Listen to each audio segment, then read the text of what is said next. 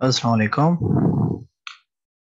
जैसे कि हमने जो है ना अपना चैप्टर स्टार्ट किया हुआ है डिमांड और सप्लाई का, और इक्विलिब्रियम वगैरह के बारे में हम इस चैप्टर में डिस्कशन करेंगे। तो फर्स्ट पोर्शन हमने इसका कवर किया, दैट वाज अबाउट डिमांड। जब हमने डिमांड की बात की तो हमने कहा कि जब भी हमारे पास प्राइसेस इंक्रीज होती हैं, डिमांड हमारे पास जो है ना मार्केट में उसकी चीज़ों की डिक्रीज जो है डिक्रीज होना शुरू हो जाती है। क्यों डिक्रीज होना शुरू हो जाती है? हमने कहा कि हमारे पास लोग की अफोर्डेबिलिटी से वो चीज़ निकलना शुरू हो जाती है, और इस वजह से उसकी प्राइस जो है ना जितनी बढ़ती जाएगी, लोग जो है ना उसका अफोर्ड नहीं कर पाएंगे, और उसकी डिमांड हमारे पास रिड्यूस होना शुरू हो जाती है। इसी तरीके से हमने कहा कि जब हमारे पास क्या होता है कि प्राइसेस डिक्रीज होना शुरू हो जाती हैं, तो ज़्यादा से ज़्यादा लोग उसको परचेज करना शुरू कर देते हैं। लेकिन यहाँ पे हमने एक वर्ड यूज़ किया था, हमने कहा था सिट्रस पैरिबस, जिससे मुराद हमारा क्या था कि हमारे पास अदर फैक्टर्स जो होंगे वो कांस्टेंट रहेंगे। जब अदर फैक्टर्स कांस्टेंट होंगे तब हमारे पास वो जो है ना लॉ ऑफ डिमांड एप्लीकेबल था, कि अगर लोगों की इनकम चेंज नहीं होगी, सब्सिट्यूट जो है उसका अवेलेबल नहीं होगा, और इसके अलावा हमारे पास लोगों का टेस्ट और प्रेफरेंस चेंज नहीं होगा, तो फिर हमारे पास ये लॉ एप्लीकेबल है। इसी तरीके से आज हम स्टार्ट करने वाले हैं सप्लाई, और लॉ ऑफ सप्लाई के बारे में हम डिस्कशन करने वाले हैं। सप्लाई से मुराद हमारा क्या है? ठीक है, कि हम कहते हैं कि हमारे पास मार्केट में नॉर्मली हम सुनते रहते हैं कि जी सप्लाई शॉर्ट हो गई है, सप्लाई नहीं है सामान की। तो बेसिकली हमारा मकसद क्या होता है कि हमारे पास जो सेलर्स होते हैं वो विलिंग नहीं होते हमें प्रोडक्ट प्रोवाइड करने के लिए। तो इस वजह से हमारे पास क्या हो जाता है, सप्लाई शॉर्ट होना शुरू हो जाती है। तो इसीलिए हम कहते हैं कि the most important element which is need to understand what to produce and sell it in a market to maximise the profit. कि हमारे पास अगर हम देखें तो मोस्ट इंपॉर्टेंट फैक्टर क्या हो जाता है कि जब कौन सी चीज हमारे पास प्रोड्यूस करनी चाहिए जिससे हम क्या कर सकते हैं, अपने प्रॉफिट को मैक्सिमाइज कर सकते हैं, और मार्केट में हमारे पास उन चीजों की जो है ना जरूरत है, तो हमें वो चीजें प्रोवाइड करनी होगी। तो उसके लिए हम सप्लाई का जिक्र करते हैं। ठीक है, कि सप्लाई हमारे पास बेसिकली क्या हो गई, कहता है कि अगर फॉर एग्जाम्पल हम कहते हैं कि हमारे पास क्या है कि understanding of the basic relation between price of a product and the quantity produced and offered for sale is required. कि हमारे पास एक खास प्राइस पे जो चीज़ जो है ना प्रोवाइड की जाती है और सेल करने के लिए अवेलेबल की जाती है, उसको हम बेसिकली सप्लाई कहते हैं।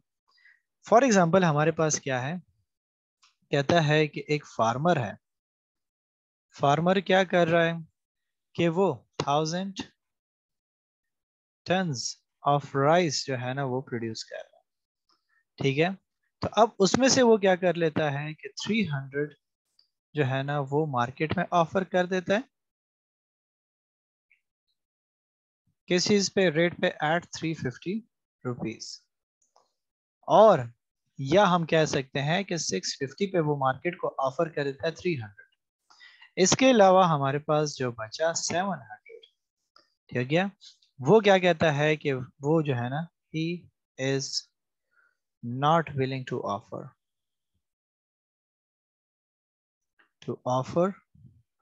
And placed it in the warehouse for later. कि उसने क्या कर दिया कि अभी जो उसके पास था, जो सामान मौजूद था, 1,000 टन ऑफ राइस जो उसने प्रोड्यूस किया, ठीक है, वो जो है उसमें से उसने कहा कि 300 वो विलिंग है सेल करने के लिए। रिमेनिंग जो उसके पास 700 है वो अभी विलिंग नहीं है उसको सेल करने के लिए, कि मैं इसको जो है ना मार्केट में प्रोवाइड नहीं करूंगा, बाद में जब सिचुएशन बेहतर हो जाएगी या प्राइस इंक्रीज हुई तो मैं इसको ऑफर कर दूंगा। अब इस सिचुएशन में ये जो 300 है ये हमारे पास क्या है, सप्लाई है। क्योंकि इसने क्या किया, मार्केट को ये चीज प्रोवाइड करने के बारे में सोचा, और मार्केट को ये प्रोवाइड की एक स्पेसिफिक प्राइस पे, एक स्पेसिफिक टाइम के अंदर। ये जो रिमेनिंग 700 है ये क्या है, ये हमारे पास स्टॉक कहलाती है, जो इसने अपने पास वेयर हाउस में रखा, कि मैं फ्यूचर में इसको क्या करूंगा, इसको लेकर आऊंगा और फिर इसको एक न्यू प्राइस के साथ सेल आउट करूंगा। तो इसके अकॉर्डिंगली हमारा जो कंसर्न है वो इसके साथ है, सप्लाई के साथ। और इसी के बेसिस पे हम क्या कहते हैं कि हमारे पास जब हम डेफिनेशन देखते हैं, तो हमारे पास सप्लाई की डेफिनेशन क्या कहती है, the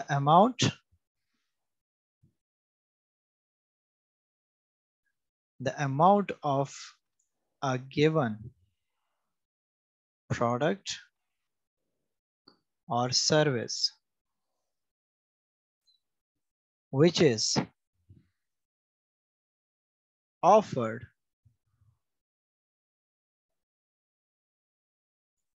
for sale at a given moment and given price. At a given price. कि हमारे पास क्या हुआ कि जो एक खास टाइम में एक खास अमाउंट पे हमारे पास विलिंगनेस शो करता है एक प्रोडक्ट को मार्केट में ऑफर करने के लिए, उसको हम क्या कहते हैं? सिंपली सप्लाई कहते हैं। और इसी के बेसिस पे हमारे पास क्या आ जाता है? लॉ ऑफ सप्लाई आ जाता है।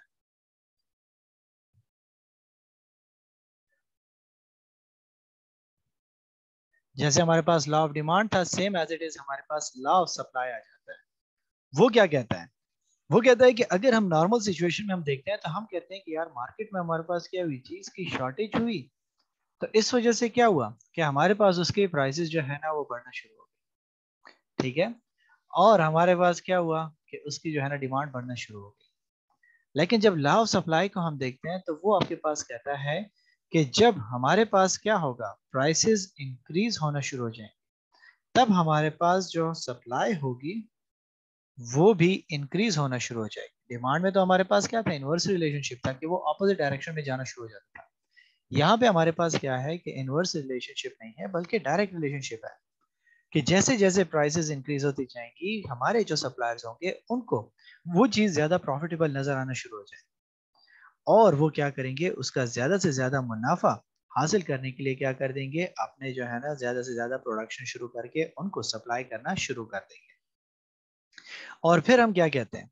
ठीक है कि सप्लाई क्वांटिटी सप्लाई के वो अपने जो है ना जो चीज सप्लाई कर रहे थे वो इंक्रीज कर देंगे। Opposite situation, prices reduce, supply will be reduce. क्यों? क्योंकि हमारे पास वो जो बिजनेस है उसको उसमें प्रॉफिट नजर नहीं आ रहा। बजाय इसके कि वो इस बिजनेस में पैसे लगाए जहां पे उसको जो है ना कोई मुनाफा नहीं होने वाला, वो क्या कर लेगा? वहां से पैसे निकाल के किसी और बिजनेस में लगा लेगा। लेकिन हमारे पास ये कब होगा? जिसके लिए हमने क्या कहा कि ला के लिए हमने कहा कि सिट्रस पेरेबस होगा। सिट्रस पेरेबस हमारे पास remaining things other thing constant, जो हमने पहले भी जो है ना लॉ ऑफ डिमांड के लिए कहा था कि अदर थिंग हमारे पास जब कांस्टेंट होंगे तो price rises the quantity supply rise, price fall the quantity supply falls. अब ये अदर फैक्टर्स हमारे पास कौन कौन से होंगे जिनके बारे में हम जिक्र कर रहे हैं? ठीक है, तो वो फैक्टर्स हमारे पास कौन से हो सकते हैं? ठीक है कि जिनकी वजह से हमारे पास जो है ना जिनको हम कह रहे हैं कि कांस्टेंट होनी चाहिए। ठीक है, तो उसके बारे में हम क्या कहते हैं कि जैसे हम लॉ ऑफ डिमांड की बात करते थे यहाँ पे भी हम कुछ एजम्पशंस लेंगे। ठीक है ना, कि हमारे पास कुछ एजम्पशंस इसके लिए भी हम लेंगे कि अगर हम चाहते हैं कि इस लॉ को एप्लीकेबल चाहिए हमें, तो फिर हम इसके लिए कुछ एजम्पशंस लेंगे, तब जो है ना हमारे पास ये लॉ पॉसिबल हो सकती है। पहली बात कहता है कि कॉस्ट ऑफ प्रोडक्शन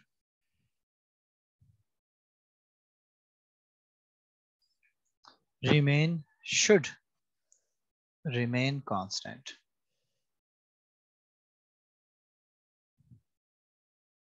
कि हमारे पास कॉस्ट ऑफ प्रोडक्शन जो होगी वो चेंज नहीं होगी, क्योंकि जिस अमाउंट पे हम एक चीज प्रोड्यूस कर रहे हैं, ठीक है, और हम उसको सप्लाई कर रहे हैं तो हमें वहां पे उसमें फायदा नजर आ रहा है। लेकिन हमारे पास जब वो चीज खुद ही महंगी बनना शुरू हो जाएगी तो फिर उसमें हमें प्रॉफिट नजर नहीं आएगा। लेट्स से मैं क्या कर लेता हूँ? ठीक है, मैं कहता हूँ फॉर एग्जाम्पल मेरे पास प्रोडक्ट ए है। प्रोडक्ट ए है जिसको मैं कितने का सेल कर रहा हूँ? सेल मैं उसको कर रहा हूँ 50 का। ठीक है, मैन्युफैक्चर मैंने उसको किया, तैयार मैंने कितने का किया उसको? ठीक है, जिसको हम जो है ना कॉस्ट कहते हैं कि मेरी उसके ऊपर कॉस्ट कितनी आई है? वो आई है 40 की। तो मुझे प्रॉफिट कितना हुआ? मुझे प्रॉफिट हो रहा है 10 का। अब क्या हो जाता है कि सिचुएशन चेंज हो जाती है। अब मेरे पास क्या हुआ कि मेरी ये जो मैन्युफैक्चर कॉस्ट है ये जो है ना क्या हो जाती है? इंक्रीज हो जाती है। ये 45 पे चली गई है। जब ये प्राइस मेरे पास 45 पे चली गई है तो अब मेरा जो प्रॉफिट मार्जिन है वो क्या हो गया? वो श्रिंक हो गया कि नहीं हो गया? तो प्रॉफिट मेरे पास रिड्यूस हो गया 5 पे। तो जब मेरे पास मेरी प्रोडक्शन कॉस्ट जो है ना वो चेंज हो जाएगी, तो मेरे पास जो चीज थी वो प्रॉफिटेबल रहना जो है पॉसिबल नहीं होगा। और मैं क्या करूंगा कि अगर मेरे पास प्राइसेस बढ़ भी रही होंगी तो मैं अपने प्रोडक्शन को इंक्रीज नहीं करूंगा। दूसरी चीज, हमने कहा कि हमारे पास जो दूसरी जो है ना assumption है वो है टेक्नोलॉजी, कि वो चेंज नहीं होगी। टेक्नोलॉजी और टेक्निक्स के जिनके थ्रू हम इसको प्रोड्यूस कर रहे हैं, ठीक है, techniques of production should remain alike, कि मैं प्रोडक्शन के मेथड्स को चेंज नहीं करूंगा। जहां पे मैं क्या कर रहा था, बाय हैंड प्रोडक्शन कर रहा था, अब स्टिल मैं क्या करूंगा, उसको बाय हैंड ही रखूंगा, मैं उसको चेंज नहीं करूंगा। क्योंकि मैं क्या कर देता हूं कि अगर अपने प्रोडक्शन के मेथड को चेंज कर देता हूं, ठीक है, या मैं प्रोडक्शन के जो है ना किसी और तरीके से शुरू कर देता हूं, तो उससे क्या हो जाएगा, मेरा जो प्रॉफिट है वो रिड्यूस होना शुरू हो जाएगा। क्यों? क्योंकि या जो है ना मेरे पास प्रोडक्शन ज्यादा होना शुरू हो जाएगी। अब मैं जो है ना क्या कर लेता हूँ, एक नई मशीनरी लेकर आ जाता हूँ जो मैन्युफैक्चरिंग जल्दी करता है। पहले मैं हैंडमेड चीजें बनाता था, अब मैं क्या करूँ, मशीन से बना रहा हूँ। तो अब तो मशीन से मेरी प्रोडक्शन ज्यादा हो गई है, ठीक है, तो उससे जो है ना मेरी प्राइस रिड्यूस हो सकती है। तो इसीलिए हम कहेंगे कि हमारे पास टेक्नोलॉजी भी वो रिमेन कांस्टेंट रहेगी, वो भी हमारे पास चेंज नहीं होगी। थर्ड चीज, हम कहते हैं कि there should not be any change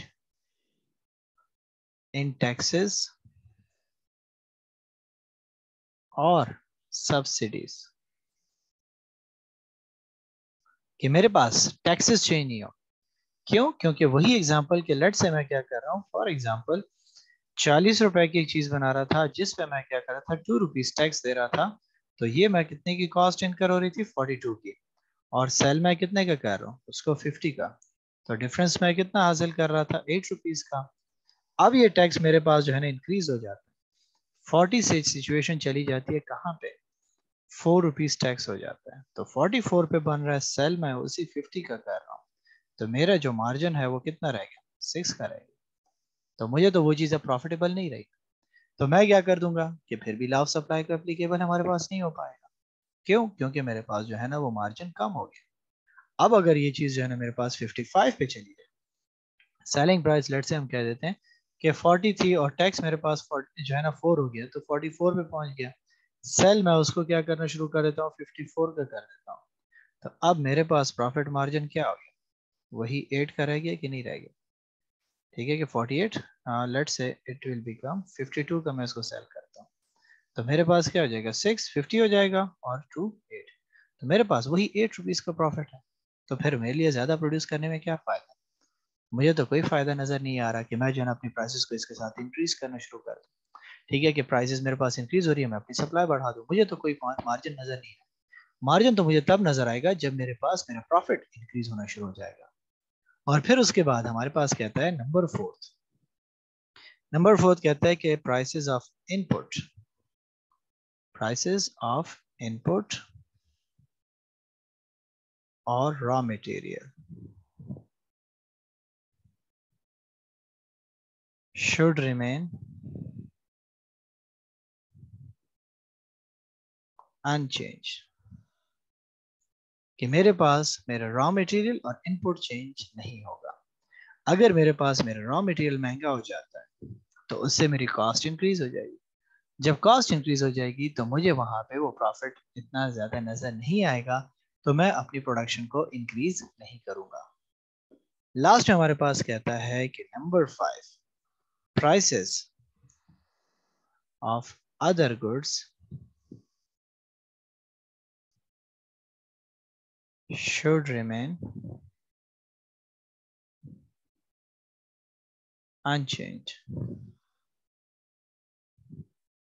कि मेरे पास जो दूसरे प्रोडक्ट्स हैं उनकी कीमत भी चेंज ना हो। क्यों? क्योंकि फिर लोग स्विच करके चले जाएंगे, तो फिर वो मेरा प्रोडक्ट क्यों खरीदेगा?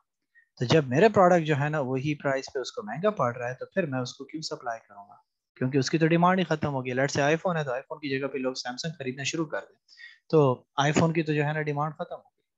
तो फिर चाहे जो है ना प्राइसेस मार्केट में मोबाइल फोन्स की बढ़ती जाए, उसको वो चीज़ जो है ना प्रॉफिटेबल नजर नहीं आएगी, और वो जो है ना क्या करेगा, अपनी सप्लाई को इंक्रीज नहीं करेगा।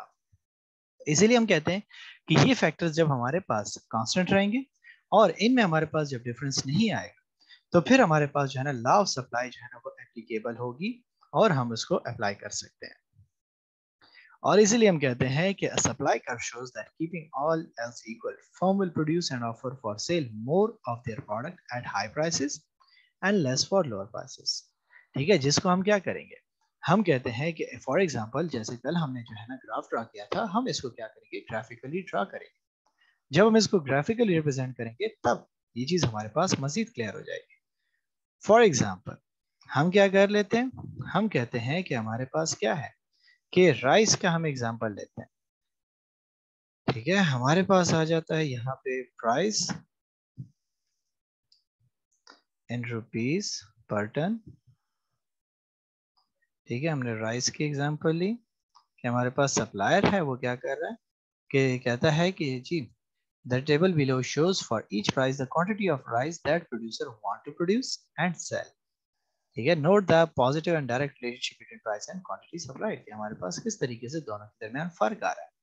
तो अब प्राइस हमारे पास जो है ना $10 थी, ठीक है, क्वांटिटी सप्लाई QS, कल हमने क्वांटिटी डिमांड के लिए क्यू डी कहा था, इसके लिए हम क्या करें, क्वांटिटी सप्लाई के लिए QS कंसिडर कर रहे हैं। तो फिर हम क्या करेंगे, हम कहते हैं कि हमारे पास जब 10 हमारे पास उसकी जो है ना प्राइस चल रही थी तो 0 सप्लाई, तो उसको कोई फायदा नजर नहीं आया। फिर जब हमारे पास प्राइस कहाँ पे पहुंची, हमारे पास प्राइस हुई 20 पे, तो 5 टन हमारे पास प्रोडक्शन उसने शुरू कर दी। जब हमारे पास प्राइस 30 तक पहुंची तो क्या हुआ, हमारे पास प्रोडक्शन 15 कर दी गई। फिर जब हमारे पास प्राइसेस मजीद इंक्रीज हुई और वो 40 पे चली गई तो हमारे पास क्या हुआ, 30 सप्लाई हो गया। जब हमने कहा कि प्राइसेस 50 पहुंच गई तो इनको ज्यादा प्रॉफिट नजर आना शुरू हो गया और वो 50 हो गया। और जब हम 60 पे चले गए प्राइस तो हमारे पास 65 उसकी प्रोडक्शन हो गई। तो सीक्वेंस देखते जाएं, जैसे जैसे प्राइस इंक्रीज होती गई हमारे पास, वैसे वैसे हमारे पास देखें तो क्वांटिटी सप्लाई भी इंक्रीज होती गई। ठीक है, एरो अपवर्ड एरो मींस कि हमारे पास प्राइसेस का मैं जिक्र कर रहा हूँ। ठीक है, इसको नहीं देखना कि जो है ना हमारे पास सीक्वेंस तो इस तरीके से आ रहा है कि जी ये तो ऊपर की तरफ 0 जा रहा है, बल्कि मैं उसकी प्राइसेस को देखें तो वहां पे वो जो है ना हमारे पास जब इंक्रीज आते जा रहा है तो उसके साथ साथ क्या होता है, हमारे पास सप्लाई भी बढ़ती जा रही है। ठीक है, तो इस तरीके से हम क्या करते हैं कि इन चीजों को देखते हैं कि हमारे पास सिचुएशन क्या चल रही है। लेट्स से आसान से एग्जांपल दूं कि कोविड की सिचुएशन में क्या था, हमारे पास मास्क की जब डिमांड बढ़ी मार्केट में, ठीक हो गया कोविड की वजह से वो कंपलसरी हो गया, तो क्या हुआ कि हर दूसरे बंदे ने मास्क खरीदना शुरू कर दिया, उसके स्टॉक रखना शुरू कर दिया। तो जिसने 5 और 10 रुपए के लिए थे वो एट द एंड उसने 1000 रुपए का बेचा। और हर बंदा जो है ना जिसको भी देखते मास्क में इन्वेस्ट किए जा रहा था, इन्वेस्ट किए जा रहा था, स्टॉक जमा किए जा रहा था। क्यों? क्योंकि वो एक प्रॉफिटेबल बिजनेस बन चुका था जहां पे वो हाई मार्जिन अर्न कर सकते थे। तो इसीलिए हम कहते हैं कि जहां पे हमारे पास क्या हो जाता है कि प्राइसेस इंक्रीज होना शुरू हो जाती है, लोगों को वहां पे मार्जिन ज्यादा नजर आना शुरू हो जाता है और हर बंदा चाहता है कि हम इस बिजनेस में इन्वेस्ट करते जाएं और अपनी सप्लाई जो है ना वहां पे मार्केट में इंक्रीज करते जाएं ताकि प्राइसेस का फायदा उठा सके। तो इसीलिए जब हम इसको ग्राफ वाइज जो है ना ड्रा करेंगे तो सेम हमारे पास जो है ना ग्राफ ड्रा होगा। Price will be on Y axis, X axis पे हम क्या कर देंगे, क्वांटिटी सप्लाई QS कर देंगे। और प्राइसेस को देखें तो हमारे पास 10, फिर 20, फिर हमारे पास 30, फिर 40, 50 और 60 इस तरीके से चल रही है। सप्लाई हमने क्या कहा कि हमारे पास 0 था, फिर हमने कहा कि 5, फिर हमने कहा 15, फिर हमारे पास 30, फिर हमारे पास 50 और फिर 65। ठीक है, मैं ज़रा थोड़ा सा इसको इंक्रीज कर देता हूँ ताकि हमारे पास कर्व की शेप सही से आ सके। अब हमने पहली चीज को देखी, हमारे पास कंडीशन क्या है, जब 10 रुपीज पे था तो हमारे पास कहाँ पे लाई कर रहा है। ठीक है, यहाँ पे 10 पे जब हम देखा तो 0 हमारे पास क्या था, हमारे पास क्वांटिटी सप्लाई थी, लेकिन प्राइस कहाँ पे थी, 10 पे थी। ठीक है, तो फर्स्ट पॉइंट हमारे पास यहाँ पे आ जाएगा क्योंकि वो जो है ना इसके अकॉर्डिंगली स्ट्रेट लाइन बन रही है। फिर हमारे पास जब प्राइस कहाँ पे पहुंची, 20 पे पहुंची, तो हमारे पास सप्लाई कहाँ पे आई, हमारे पास जो है ना सप्लाई पहुंची 5, ठीक हो गया 10।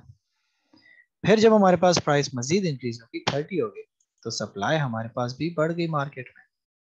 कितनी हो गई? हमारे पास सप्लाई जो है ना वो इंक्रीज होगी 15 हो गई।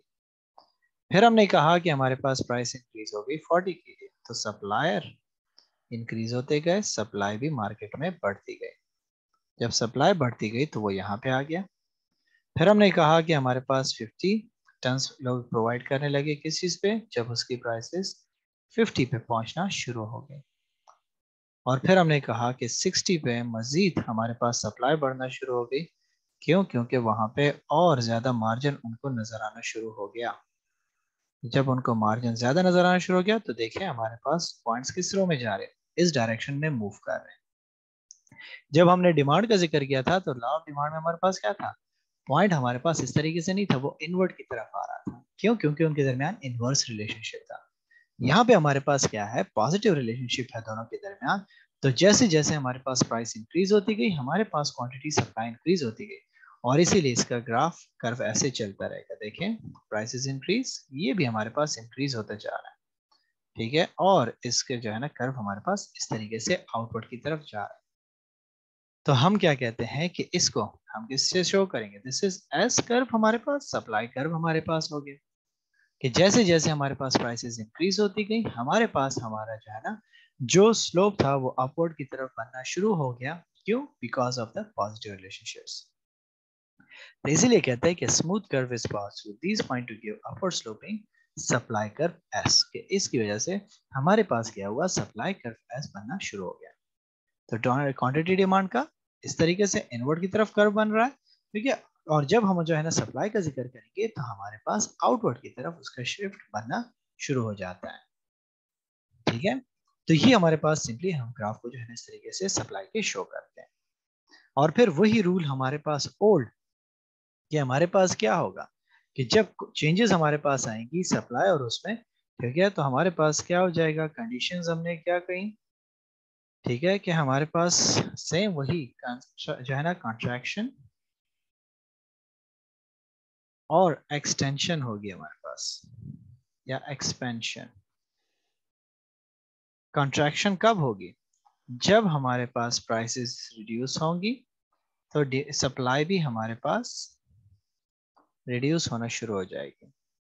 जब हमारे पास एक्सपेंशन कब होगी? जब प्राइसेस बढ़ना शुरू हो जाएंगी और सप्लाई भी इंक्रीज होना शुरू हो जाएंगी, तब हमारे पास कॉन्ट्रैक्शन और एक्सपेंशन चलेगी। किस तरीके से? ये देखें, सेम जब हमारे पास प्राइसेस के दरमियान फर्क आ रहा है, प्राइसेस बढ़ती जा रही है, हमारे पास एक्सपेंशन आती जा रही है, यहाँ से ये चीज यहाँ तक मूव कर गई, ठीक है, ये जो यहाँ से 5 से हमारे पास डिफरेंस चला 65 तक, that is known as expansion. और फिर हमारे पास क्या हुआ? ठीक है, दैट इज आल्सो एक्सपेंशन। जब हमारे पास प्राइसेस रिड्यूस होती गई तो हमारे पास क्या होता गया? कॉन्ट्रैक्शन आती गई। क्यों? क्योंकि प्राइसेस रिड्यूस होती गई, हमारे पास ये चीज वापस की तरफ आना शुरू हो गई। तो 165 से या 65 से हमारे पास ये चीज 0 की तरफ आना शुरू हो गई या 5 की तरफ आना शुरू हो गई, तो हमारे पास वापस की सिचुएशन बनना शुरू हो गई। तो इसको हम क्या कहते हैं? कॉन्ट्रैक्शन कहते हैं, ठीक है। इसीलिए कि जब हमारे पास क्या होगा कि हमारे पास जो है ना जब प्राइसेस हमारे पास जो है ना इंक्रीज होंगी या डिक्रीज होंगी, और उसकी वजह से जब प्राइस की वजह से हमारे पास चेंजेस आएंगी, उसको हम क्या कहेंगे? कंट्रैक्शन और एक्सपेंशन कहेंगे। सेम वही rule, changes due to price, ठीक है, प्राइस की वजह से जो चेंजेस आएंगी हम उसको क्या कहेंगे? कॉन्ट्रैक्शन और एक्सपेंशन कहेंगे, ठीक है। और फिर हमारे पास क्या होगा कि जब हमारे पास जो है ना शिफ्ट्स आएंगे, ठीक है, तो शिफ्ट उसी तरीके से शिफ्ट इनवर्ड, शिफ्ट आउटवर्ड, ये दो कब आएंगे आपके पास? तो वही rule, other than price changes, जो हमने ऊपर स्टार्ट में एजम्पशन देखी, उसमें से किसी भी फैक्टर में जो है ना हमारे पास चेंज आएगा, तो हम उसको क्या कहेंगे? ये हमारे पास क्या हो रहा है? हमारे पास शिफ्ट क्रिएट करने का सोर्स बन रहा है। तो वो फैक्टर्स हमने क्या कहे पहले? देखिए, हमने कहे कि हमारे पास उस फैक्टर्स में हमने पहली चीज क्या कही? हमने कहा कि वो जो शिफ्ट्स लाने का फैक्टर है वो हमारे पास रिसोर्सेज कॉस्ट थी, ठीक है, कि हमारे पास जो रिसोर्स कॉस्ट थी या रॉ मटेरियल की कॉस्ट थी उसमें फ़र्क आ गया, तो उसकी वजह से क्या हो जाएगा, हमारे पास हमारी जो प्रोडक्शन है वो उसकी कॉस्ट इंक्रीज होना शुरू हो जाएगी और वो कॉस्ट प्रोडक्ट हमारे लिए क्या होगा, वो प्रॉफिटेबल नहीं रहेगा। और फिर अगर हमारे पास जो है ना क्या हुआ कि input prices or prices of raw material also contribute to the overall cost production. If raw material price of raw material will increase, it will increase the cost of production and the profit margin of the firm will get smaller. ठीक है, कि profit margin हमारे लिए वो कम होना शुरू हो जाएगा। सेकंड हमने क्या कही कि हमारे पास क्या हो जाएगा, स्टेट ऑफ टेक्नोलॉजी। ठीक है, जो हमने वहाँ पे एजम्पशंस ली, ठीक हो गया, स्टेट ऑफ टेक्नोलॉजी के टेक्नोलॉजी अगर हमारे पास चेंज हो गई तो फिर भी हमारे लिए वो चीज़ फायदेमंद नहीं हो। ठीक है, कि आप जो है ना मशीन से चीज़ें बनाते थे, बाय हैंड बनाना शुरू कर दिया, प्रॉफिट क्या फ़ायदा। एक नई टेक्नोलॉजी आपके पास आ गई, इंप्रूवमेंट्स उसमें आ गई। ठीक है, तो अब आप क्या कर सकते हो, ज़्यादा जो है ना यूनिट्स प्रोड्यूस कर सकते हो लेस रिसोर्सेज पे, तो प्रॉफिट मार्जिन इंक्रीज हो जाएंगे। प्राइसेस में अगर फर्क भी ना आया हो तो फिर भी आप अपने प्रोडक्शन को इंक्रीज कर सकते हो। फिर हमने कहा था कि थर्ड चीज टैक्सेस एंड सब्सिडीज, कि टैक्सेस, गवर्नमेंट अपने टैक्सेस बढ़ा देती है तो हमें कोई फायदा नहीं होगा, टैक्सेस रिड्यूस कर देता है, हमारा प्रॉफिट मार्जिन खुद ब खुद इंक्रीज हो जाएगा। और गवर्नमेंट क्या करता है कि कहीं पे वो जो है ना सब्सिडी आपको दे देता है। ठीक है, वो कहता है कि हम आपके साथ कंट्रीब्यूशन करेंगे आपके कॉस्ट ऑफ प्रोडक्शन में, तो फिर आपकी जब कॉस्ट ऑफ कंट्रीब्यूशन जो है, प्रोडक्शन जो है ना वो कंपनसेट होना शुरू हो जाएगी। ठीक है, तो फिर आपके जो है ना वो कॉस्ट आपके लिए कम होना शुरू हो जाएगी और अब आप ज्यादा से ज्यादा प्रोडक्शन करोगे, तो वो चीज आपको फायदा देना शुरू कर देती है, तो वो भी आपको इफेक्ट नहीं करती सप्लाई लॉ। फिर चौथी चीज हमने क्या कहा कि हमारे पास हो जाएगा प्राइसेस ऑफ अदर गुड्स, के हमारे पास बाकी चीजों की जो है ना प्राइसेस में फर्क ना आए तो फिर हम पे लॉ जो है ना एप्लीकेबल होगा। ठीक है, कि हमारे पास क्या हुआ कि जैसे कहते हैं कि sometimes firms are able to produce different goods such as ladies handbags or school bags by using same plant and equipment. If profit margin increases in production of school bags, the firm will switch resources from ladies bag to school bags. This substitution in production result in decline in the supply of ladies bags in the market. कि जब आपके पास ladies bag में फायदा उनको नजर नहीं आया तो वो क्या करेगा, अपने दूसरे प्रोडक्ट के ऊपर फोकस करेगा। अब सैमसंग का जो है ना क्या है कि वो जो है ना गैलेक्सी सीरीज कामयाब ना हो तो वो क्या कर देगा, अपने नोट के ऊपर फोकस कर देगा, क्योंकि नोट की उसकी डिमांड बढ़ गई। तो जब इस किस्म की आपके पास जो है ना चीज आना, डिफरेंस आना शुरू हो जाएगा, तो इसको हम क्या कहेंगे कि ये जो हमारे पास फर्क आया हुआ है ये बिकॉज ऑफ क्या आया, कि हमारे पास प्राइस ऑफ अदर गुड्स की वजह से आया। तो सेम हम इसको क्या करते हैं कि ग्राफिकली जब रिप्रेजेंट करेंगे तो हमारे पास क्या हो जाएगा, हम इसको तीन जो है ना पॉइंट्स पे लेट से कंसिडर कर लेते हैं। हम कह लेते हैं कि एक प्रोडक्ट हमारे पास 10 रुपए का था, 20 रुपए, 30 रुपए। ठीक है, क्वांटिटी डिमांड हमारे पास चली थी 10, 20 और 30। क्वांटिटी सप्लाई और प्राइस हमने क्या कहा कि नॉर्मल हमारे पास जो है 10 रुपीज पे हमारे पास 10 सप्लाई थी, 20 रुपीज पे हमारे पास सप्लाई यहाँ पे लाइक कर रही थी। अब हमारे पास क्या हुआ कि प्राइस में फर्क नहीं है, कंपनी ने क्या कर दिया, अपने प्रोडक्शन प्रोसेस चेंज कर दिया, न्यू टेक्नोलॉजी लेकर आ गया और जिससे क्या हो गया, उसकी मैन्युफैक्चरिंग इंक्रीज हो गई। जब उसकी मैन्युफैक्चरिंग इंक्रीज हो गई तो अब वो सप्लाई मार्केट में ज्यादा करना शुरू हो गया सेम प्राइस पे। तो सेम प्राइस पे जब वो जो है ना सप्लाई बढ़ाना शुरू कर दिया तो पहले कर्व हमारे पास यहाँ पे था, अब इसका कर्व क्या हो जाएगा, वो यहाँ पे आना शुरू हो जाएगा। जब इस तरीके से हमारे पास इसमें चेंज आया तो हम इसको क्या कहेंगे, जब हमारे पास इस तरफ आए इंक्रीज की वजह से आया तो आउटवर्ड। ठीक है, आउटवर्ड। ठीक है, और जब ये चीज वापस की तरफ आना शुरू हो जाएगी कि लेट से हमारे पास टेक्नोलॉजी हमने क्या कर दी, वो मशीनरी खराब हो गई और हमारी प्रोडक्शन कम हो गई और ओल्ड टेक्निक्स की तरफ आ गए, तो इसको हम क्या कहेंगे, इनवर्ड शिफ्ट। क्यों, क्योंकि हमारे पास क्या हो गया, सप्लाई कम हो गई है और पहले सिचुएशन में हमारे पास क्या था, सप्लाई हमारे पास इंक्रीज हो गई, क्योंकि हमारे पास क्या हुआ कि S1 से S2 की तरफ हमारी सप्लाई मूव हो चुकी थी और क्वांटिटी हमारे पास क्या हुई, वो 20 से मूव होके कहाँ चली गई, 30 की तरफ चली गई। तो इस तरीके से जब हमारे पास क्या हो जाएगा कि अदर देन फैक्टर्स, हमारे पास जब चीजें जो है ना इफेक्ट्स आना शुरू हो जाएगा प्राइस से, तो उससे हमारे पास क्या हो जाएगा, या शिफ्ट इनवर्ड आएगा या शिफ्ट आउटवर्ड आना शुरू हो जाएगा, जिसको हम क्या कहते हैं, हम कहते हैं कि हमारे पास लॉ ऑफ सप्लाई के अकॉर्डिंगली इन दोनों में डिफरेंस आना शुरू हो जाता है।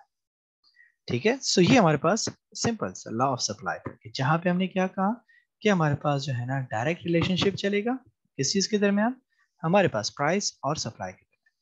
क्यों?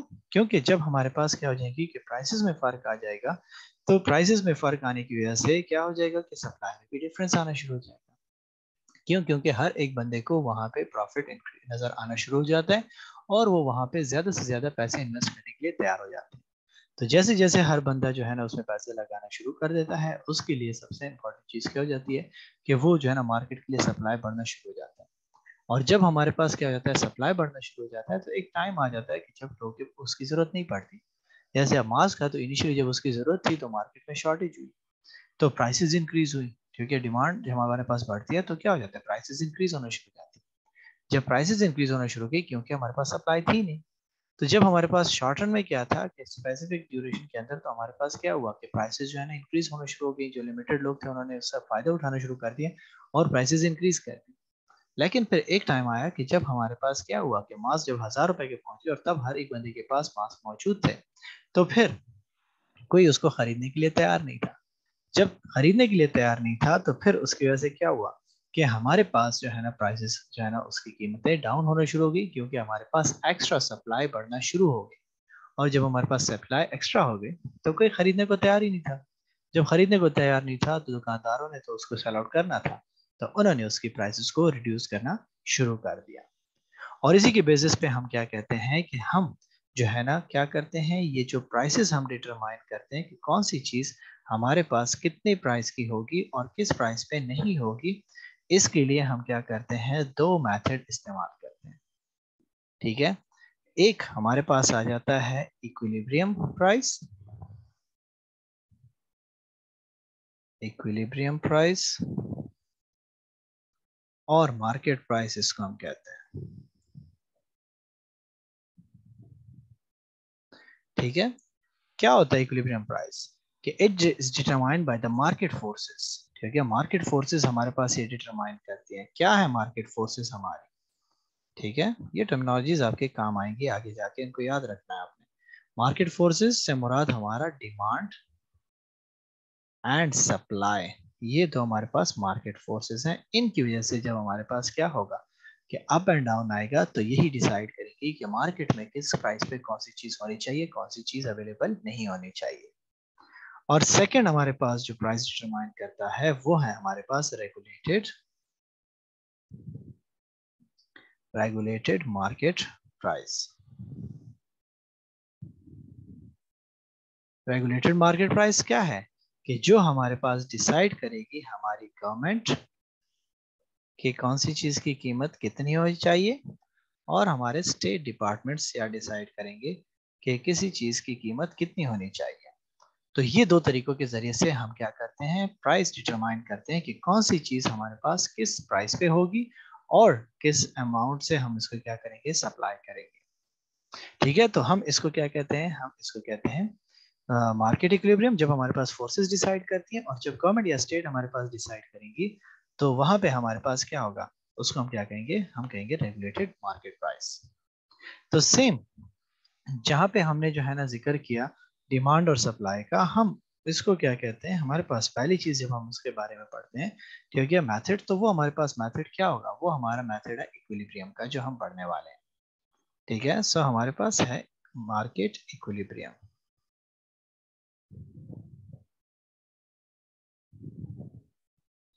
इक्विलिब्रियम बेसिकली क्या कहता है, इक्विलिब्रियम हमारे पास कहता है कि हमारे पास सिचुएशन क्या होती है मार्केट में कि डिमांड और सप्लाई पे जब हमने सारी की सारी चीजें छोड़ दी कि डिमांड और सप्लाई हमें बताएगा कि प्राइसेस क्या होनी चाहिए क्या नहीं होनी चाहिए, तो फिर हमारे पास जो है ना, जो हमने लॉ ऑफ डिमांड पढ़ा, लॉ ऑफ सप्लाई पढ़ा, हम उन दोनों को इस्तेमाल करते हैं और हम कहते हैं कि जहां पे हमारे पास हमारा जो है ना डिमांड और सप्लाई कर्व क्रॉस कर जाते हैं, हम उसको क्या कहते हैं, हम उसको कहते हैं कि ये प्राइस हमारे पास मार्केट प्राइस है। ठीक है, तो इसीलिए कहता है कि by putting these concepts together, the market will be in the form of equilibrium or state of rest where these both forces intersect each other. This shows that supply and demand interact to produce an equilibrium price or quantity market equilibrium. So क्या हुआ, the market equilibrium comes at the price and quantity where the forces of supply and demand are balanced. कि हमारे पास forces of supply and demand gets balance,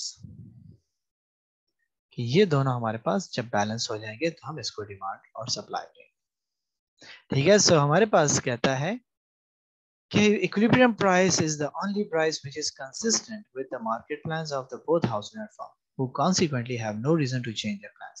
At the equilibrium price, planned demand is equal to planned supply. ठीक है, कि हमारे पास क्या होगा equilibrium price पे, equilibrium price पे हमारे पास सिचुएशन क्या होगी, planned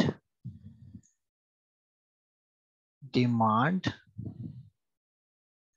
is equal to planned supply, कि ये दोनों हमारे पास बराबर हो जाएंगे। क्योंकि अगर मार्केट में अगर हम देखें 50 चीजों की जरूरत है और आप 50 चीजें प्रोड्यूस कर रहे हो, तो फिर आपके पास एक बराबर चीज चलेगी ना, शॉर्टेज हो रही है, शॉर्टेज हो ही नहीं रही, तो फिर प्राइसेस क्यों बढ़ेगी।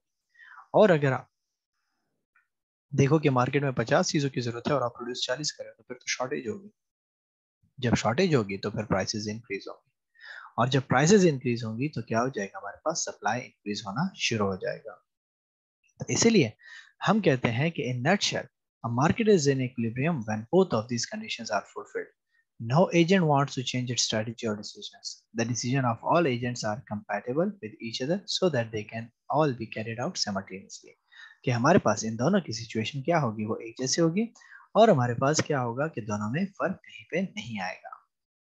तो हम इसको क्या कर लेते हैं कि ग्राफिकली जब शो करेंगे तो ज्यादा बेहतर समझ आ जाएगा। लेट्स से अभी जो प्रीवियसली मैंने एग्जांपल देखी, ठीक है, 10, 20 और 30 के, और यहाँ पे हम कह देते हैं 15, 25 और 35, क्वांटिटी डिमांड, क्वांटिटी सप्लाई, एक ही हम इस पे दोनों को शो करते हैं प्राइस। पहले हम ड्रॉ कर लेते हैं डिमांड को। हमारे पास जब प्राइसेस कम होंगी तो क्या होगा, डिमांड ज्यादा होगी, तो डिमांड कहाँ पे आ रही है, 35 पे। प्राइस हमारे पास 20 तक पहुंच गई, डिमांड हमारे पास उन चीजों की जो है ना क्या होगी, शॉर्ट कम होना शुरू हो गई, सिट्रस पेरेबस हम उस पर अप्लाई कर रहे हैं। फिर जब प्राइस हमारे पास 30 तक पहुंच गई तो डिमांड हमारे पास मजीद उन चीजों की कम हो गई। जब मजीद डिमांड कम होगी तो हमारे पास अब कर्व कैसे बनेगा, हमारे पास कर्व इस तरीके से बनेगा। ठीक है, डिमांड कर्व हमारे पास इस तरीके से ड्रॉ होगा। ठीक है, तो हम इसको कहेंगे डिमांड कर्व डी। जब हम इसी चीज को सप्लाई में देखें तो सप्लाई में हमारे पास सिचुएशन क्या होगी, हमारे पास जब हमने कहा कि प्राइसेस कम थी तो क्या हुआ, हमारे पास जब प्राइसेस कम थी तो हमारा जो सप्लायर था वो कम सप्लाई कर रहा था 15 पे, तो 10 रुपए पे वो सप्लाई कितने की कर रहा था, 15 की। जब प्राइस मेरे पास बढ़ी 20 हो गई तो हमारे पास जो है ना क्या हो गया, उसने सप्लाई बढ़ा दी 25 कर, और जब प्राइसेस हमारे पास 30 हो गई तो उसने क्या कर दिया कि सप्लाई को मजीद बढ़ाना शुरू कर दिया। जब उसने सप्लाई को मजीद बढ़ाना शुरू कर दिया तो सप्लाई यहाँ पे आ गई। जब सप्लाई यहाँ पे आ गई तो सप्लाई कर्व कैसे जा रहा है, वो अपवर्ड की तरफ जा रहा है ना। जब वो अपवर्ड की तरफ जाएगा तो हमारे पास क्या हो जाएगा, सप्लाई अपवर्ड की तरफ जाना शुरू हो गई। तो अब इक्विलिब्रियम हमारे पास कहता है कि ये वाला पॉइंट है जहां पे डिमांड और सप्लाई दोनों हमारे पास क्या हो रहे हैं, क्रॉस हो रहे हैं। इस पॉइंट को हम कहते हैं दिस इज इक्विलिब्रियम पॉइंट, कि जहां पे देखें 20 रुपए पे सिर्फ 25 चीजें प्रोड्यूस हो रही थी। ठीक है, और हमारे पास क्या हो रहा था कि 20 रुपए पे डिमांड भी 25 के हिसाब से ही चल रही है। तो दोनों सिचुएशन जहां पे हमारे पास लाई कर रहे हैं उसको हम क्या कहते हैं, हम कहते हैं कि हमारे पास जो है ना दोनों सिचुएशन बराबर होगी, and that is equilibrium price 20, के 20 रुपीज पे जब हम क्या करेंगे कि जब इसको प्रोड्यूस करेंगे रुपीज 20 पे, तो डिमांड हमारे पास क्या होगी, वो भी इसकी 25 होगी, और सप्लाई भी जो हमारे पास होगी वो भी हमारे पास 25 ही चलेगी। क्लियर हो गया ये बात। तो फिर हम कहते हैं कि अगर हम देखें कि ऊपर वाली सिचुएशन देखें जहां पे हमारे पास प्राइस कहां पे पहुंच गई 30 पे, तो सप्लाई तो हमारे पास कहां पे चल रही है 35 पे, लेकिन महंगी जब चीज हो गई तो लोगों ने डिमांड कम कर दी। जब लोगों ने डिमांड कम कर दी तो वो तो हमारे पास यहाँ पे लाई कर, तो यहाँ पे हमारे पास क्या हुआ, दोनों के दरमियान गैप आना शुरू हो गया। सप्लाई ज्यादा है, खरीदने वाले कम है। जब इस किस्म की सिचुएशन होगी तो इसको हम क्या कहेंगे, सरप्लस कहेंगे। ये जो मैंने मास्क की एग्जांपल दी थी कि मास्क मार्केट में ज्यादा हो गए क्योंकि हर एक बंदे ने उस कारोबार में पैसे लगा लिए थे और मास्क ले आया था, ठीक है, लेकिन खरीदने के लिए कोई तैयार नहीं था। 1000 रुपए पे कौन खरीदता। तो उस वजह से क्या हुआ, क्वांटिटी डिमांड उसकी कम होगी और मार्केट में सप्लाई ज्यादा होगी। तो इस सिचुएशन को हम क्या कहते हैं, सरप्लस कहते हैं। और फिर इसके अपोजिट सिचुएशन देखें कि जब हमने क्या कहा कि उसकी प्राइस कम होगी, 10 होगी, तो सप्लाई तो लोगों ने 15 तक पहुंचा दी क्योंकि उसको फायदा नहीं था। और डिमांड हमारे पास कहाँ पहुंच गई, वो यहाँ पे पहुंच गई 35 में। तो डिमांड ज्यादा, सप्लाई कम। तो जब ये सिचुएशन हमारे पास आ जाएगी तो इसको हम कहेंगे डेफिसिट, कि हमारे पास जो है ना क्या हुआ, सिचुएशन खराब हो गई। क्यों, क्योंकि डिमांड ज्यादा हो रही है, सप्लाई कम हो रही है। तो सप्लाई जब हमारे पास क्या हो जाता है, हमारे पास डिमांड कम बढ़ जाएगी, सप्लाई कम हो जाएगी, तो हमने क्या कहा, प्राइस इंक्रीज होगी। प्राइस इंक्रीज होगी तो इस वजह से क्या हो जाएगा, सप्लाई भी बढ़ जाएगी, 15 से वो 25 सप्लाई, और फिर जो डिमांड है वो कम हो जाएगी, वो कहाँ पे आ जाएगी, 25 पे आ जाएगी।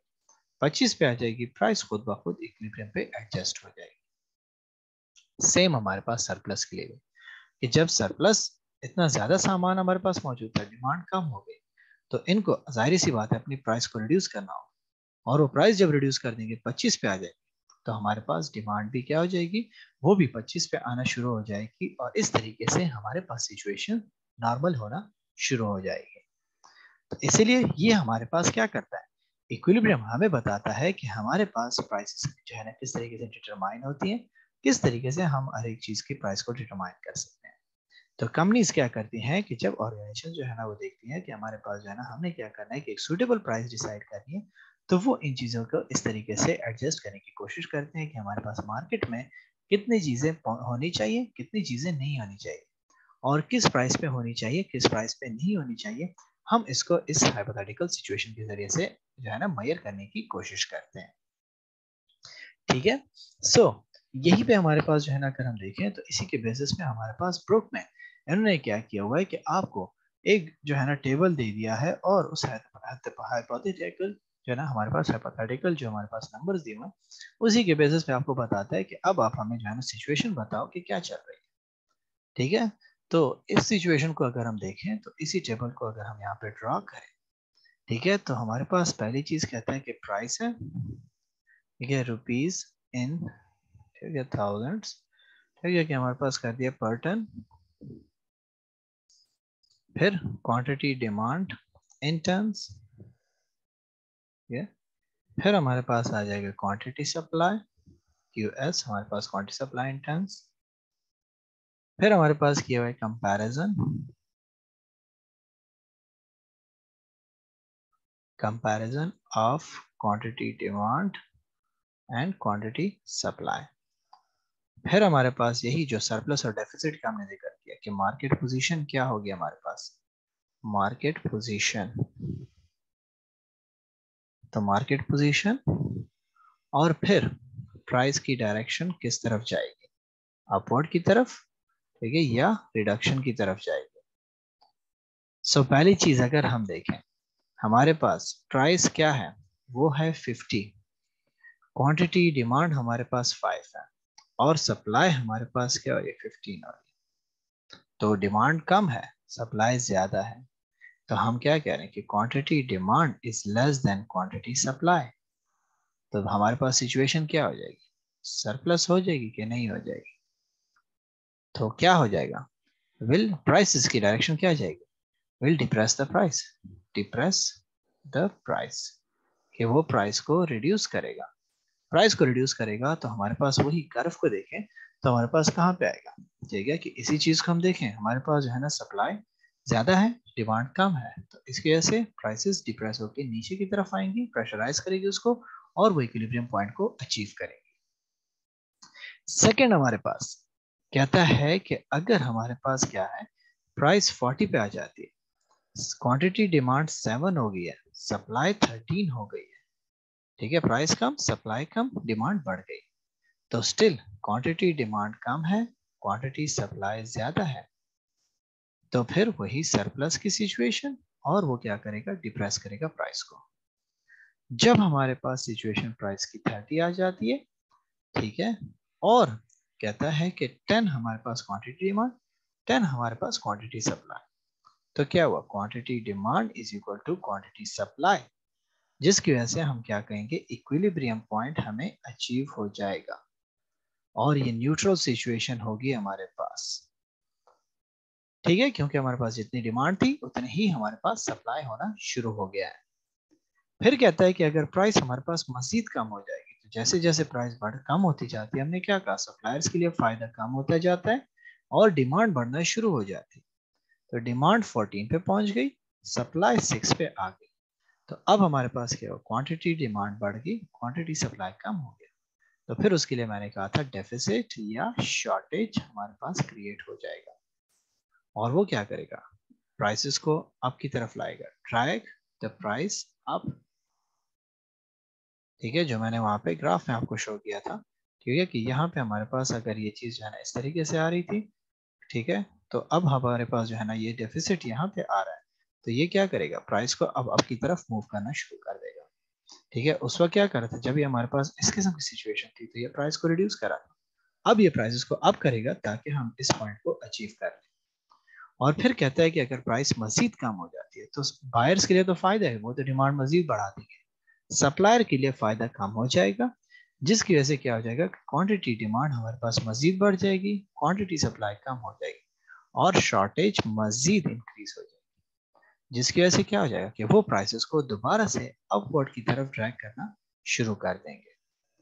तो इस तरीके से हम क्या करते हैं, टेबल को देखेंगे। अगर पेपर में आपको क्वेश्चन आ जाता है कि आपको फर्स्ट टेबल जो है ना दे देता है और आपको कहता है कि इनकी वजह से हमारे पास क्या इफेक्ट्स नजर आएंगे, क्या चीज जो है ना इस तरीके से इसको इफेक्ट करेगी, अप जाएगा, डाउन जाएगा, शॉर्टेज होगा, सब जो है ना सरप्लस होगा, इक्विलिब्रियम होगा, तो हम क्या करेंगे कि इन चीजों को पहले देखेंगे, ठीक है, कि कौन सी सिचुएशन हमारे पास कैसे जा रही है, और फिर हम इस ग्राफ को देखेंगे कि हमारे पास जो है ना सेंट्रल पॉइंट कहाँ पे आ रहा है।